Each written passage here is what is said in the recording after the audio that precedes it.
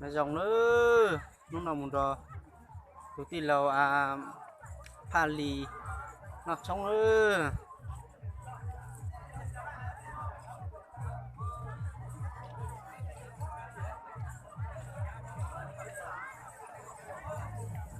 nó dùng co cấn đấy thằng nào cấm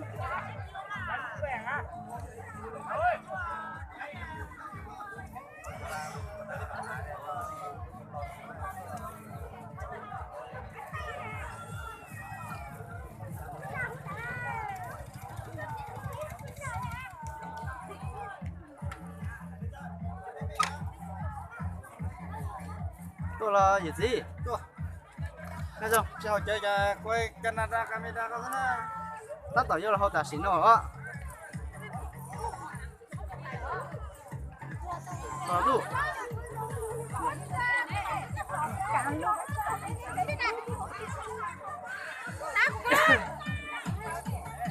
có han chùa mua chùa lông mai có một cái bị được đi quay plan chú con em đi về bây giờ em đi trong trinh bây giờ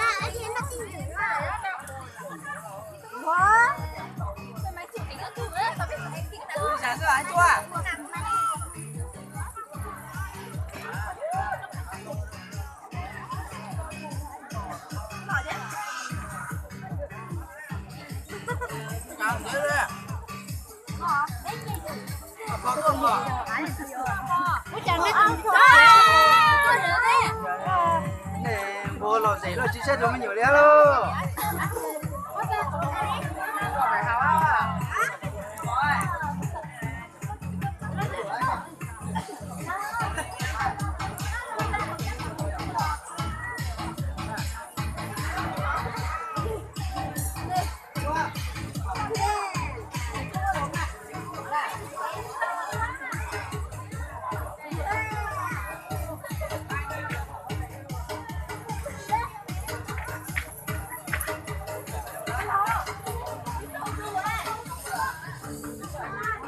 ngồi các bạn nào ngồi với ai? Em có 3 người đâu? Đấy á? 3 người à? Ngồi cạnh em mất mặt anh. Đúng cái đó à? Đâu?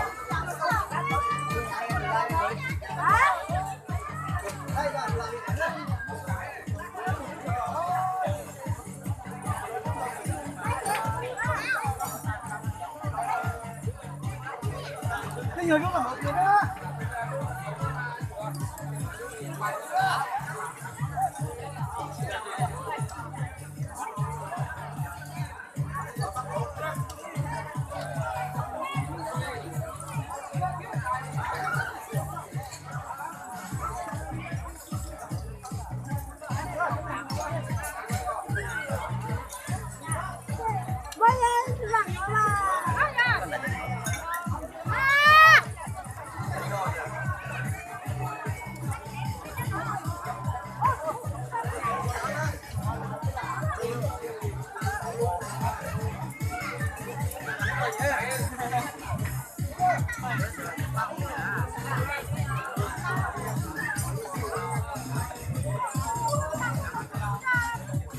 cho trái tim nào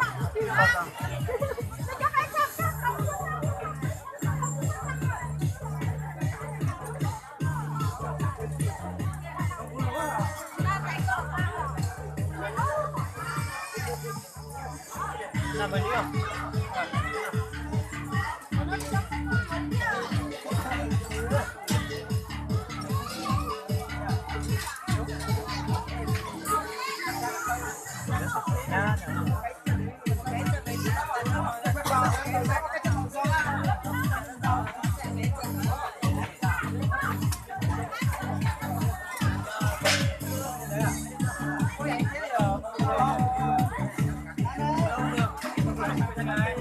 Hãy subscribe cho kênh Ghiền Mì Gõ để không bỏ lỡ